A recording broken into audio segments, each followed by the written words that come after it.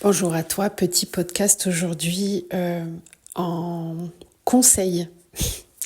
Si jamais tu es dans un parcours alchimique de l'âme et que tu te retrouves peut-être plus dans un profil où tu cherches à être en contact avec l'autre, où tu as besoin d'établir cette relation et de la conserver, cette relation, je vais donner des petits conseils de mon prisme à moi, de comment moi j'expérimente cette relation dans mon prisme de base qui est plutôt évitant dans ce couple intérieur alchimique. Pour t'expliquer un petit peu comment nous, on peut ressentir la présence de l'autre parfois quand c'est pas équilibré. Je pense que tu auras compris que j'ai une dominante plutôt yin à la base, que j'équilibre au quotidien de plus en plus, puisque c'est un parcours qui ne se fait pas en quelques semaines, on le sait. Et donc petit partage pour te dire, parce que j'ai vu passer certaines vidéos où on donne des conseils au chaser pour récupérer son runner, pour avec des injonctions, il faut, tu dois, il ne faut pas faire ci, il ne faut pas faire ça. Alors de mon prisme à moi, je vais démolir complètement ces théories-là parce que il faut savoir que de notre côté, on ressent en fait la vérité du cœur ou pas. Et c'est là où on cherche à amener l'autre, ou en tout cas, c'est ce qui est indispensable. C'est-à-dire que peu importe ce que tu vas faire ou pas, ce que tu vas dire ou pas, tant qu'il y aura une once de contrôle, une once de manipulation à l'intérieur de toi, ton autre va le sentir. Et donc continuera soit de te rejeter, soit de pas s'engager, soit de te fuir et de te ghoster complètement avec du silence. Du point de vue de l'expérience du dit runner, et donc c'est ce que j'expérimente moi dans mon parcours alchimique, il n'y a pas de faux semblant possible. C'est-à-dire que quand on est attiré par l'autre, quand on a envie d'être proche de l'autre, c'est parce que l'autre est dans une énergie qui est compatible à son état d'être actuel. Alors moi, dans mon expérience, c'est ça, c'est-à-dire que, et c'est ça qui peut vous rendre dingue de votre côté, dans les allées et venues à un moment donné du parcours, quand il y a les fuites et les retours, où ça n'arrête pas les allées et venues, c'est parce qu'en fait, à ce moment-là, il y a un équilibrage intérieur qui est nécessaire des deux côtés. Et là, je précise bien, c'est vraiment des deux côtés. Donc ça, c'est quelque chose qu'on retrouve souvent dans les phases de retrouvailles, où il y a des espèces d'allées et venues énergétiques, et ça peut paraître complètement bipolaire. Mais il faut savoir que du côté du runner, cette relation, pour lui, elle est vécue uniquement du point de vue énergétique, et que ça soit conscient ou pas. Alors quand on est conscient, comme c'est mon cas, j'ai beau, en fait, c'est ça qu'il faut que vous compreniez, c'est que moi j'ai beau être consciente de ce que je vis, je ne peux pas aller contre les ressentis énergétiques. C'est impossible. C'est ma boussole. C'est vraiment ce qui me permet de me sentir alignée. Je ne peux pas m'imposer d'aller dans quelque chose qui me semble déséquilibré pour moi.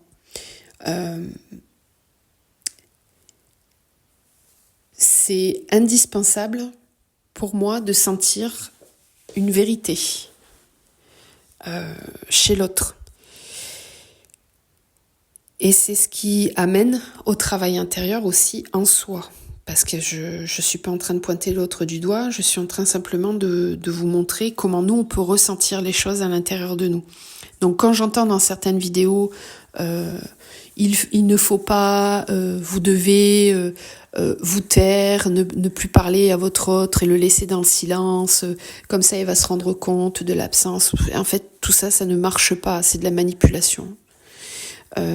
Si vous êtes dans un silence parce que vous êtes dans un véritable détachement, parce que vous êtes en train de vous aimer vous-même et d'avancer pour vous-même, alors là, oui, c'est vrai que nous, on va le ressentir. On va le ressentir parce que tout simplement, on ne ressentira plus le poids énergétique sur nous, puisque vous aurez enlevé cette charge et que vous la porterez en vous pour vous-même. Vous ne la mettrez plus sur l'autre. Donc concrètement, ça veut dire que vous n'attendez plus l'autre, que vous êtes dans un équilibre intérieur et que l'autre fasse partie de votre vie ou pas, en fait, ça ne change rien à la joie de vivre que vous avez au quotidien et à votre épanouissement. Alors quand vous êtes dans une énergie comme ça, véritable, là, oui, il peut y avoir retour. Il peut y avoir un besoin et une envie de l'autre de vous contacter. Ça, c'est vrai. Mais se dire, je vais arrêter de lui parler, je vais arrêter de lui écrire parce que comme ça, il va ressentir le manque, ça, c'est de la manipulation et ça ne fonctionne pas. Ça ne fonctionnera pas. Bon, moi, le conseil que je peux te donner, c'est de rester vraiment dans ton authenticité et tu es ce que tu es à l'instant où tu l'es. Ne cherche pas à te changer, accepte de te regarder véritablement et prends aussi conscience que il y a ton travail à toi, mais il y a aussi le travail de l'autre. C'est-à-dire que dans ces moments-là, dans le fait que l'autre ne te contacte pas ou ne souhaite pas s'engager avec toi, il y a à la fois ton travail à toi qui compte dans la balance, mais il y a aussi le sien. D'accord ? C'est-à-dire que si toi, tu te sens prêt, que tu es équilibré, que tu n'es plus dans cette dépendance affective, mais c'est pas pour autant que l'autre va l'être, en fait. Et c'est pour ça qu'il y a un timing dans ces relations-là, et qu'il faut rester dans une énergie d'amour inconditionnel vis-à-vis de l'autre. Et qu'on soit ensemble ou pas, à un moment donné, ne compte plus. Puisque tu rentres dans une forme de gratitude par rapport à ce que tu as vécu grâce à l'autre. C'est pareil des deux côtés. Ça s'est vécu pareil des deux côtés, normalement. Voilà. Alors pourquoi j'ai pu fuir aussi par moments la relation avec l'autre ? C'est dans les moments où je sens que j'ai une importance primordiale dans la vie de l'autre. Pour moi, ça, c'est pas possible. C'est insupportable. C'est comme si à ce moment-là, j'arrivais plus à aimer l'autre. Parce que je le vois pris dans ses ombres, possédé par ses propres ombres.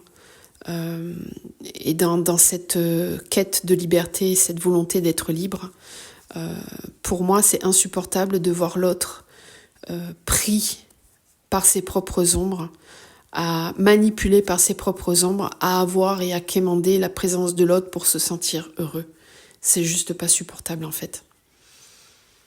Voilà, donc dans le rejet ou dans l'éloignement, il y a aussi ça. Tant qu'on sent pas que l'autre est dans une forme d'amour, d'épanouissement plein et de joie pleine dans sa vie, on va pas avoir envie de partager des moments avec l'autre. C'est plus fort que nous, même si l'autre nous manque, même si par des moments on va avoir envie de contacter l'autre, on va avoir envie d'être avec l'autre. Ça se voit souvent dans les phases d'équilibrage chez l'autre. On va être tenté par moment d'aller vers l'autre. Alors moi, dans la conscience dans laquelle je suis, je fais bien attention à chaque fois de vérifier que je reste dans une forme de respect vis-à-vis de l'autre. Quand on est face à un runner qui n'est pas conscient de ce qu'il vit, c'est là où vous pouvez avoir droit à vraiment du yo-yo, chaud-froid, chaud-froid, chaud-froid tout le temps. Quand vous êtes face à quelqu'un qui est plus conscient, bon, ça c'est un peu moins marqué. Il peut y avoir des phases plus longues de séparation et d'éloignement parce qu'il y a une conscience et un respect vis-à-vis de l'autre. En tout cas, le runner doit aller vers ça, vers le fait de respecter et de pas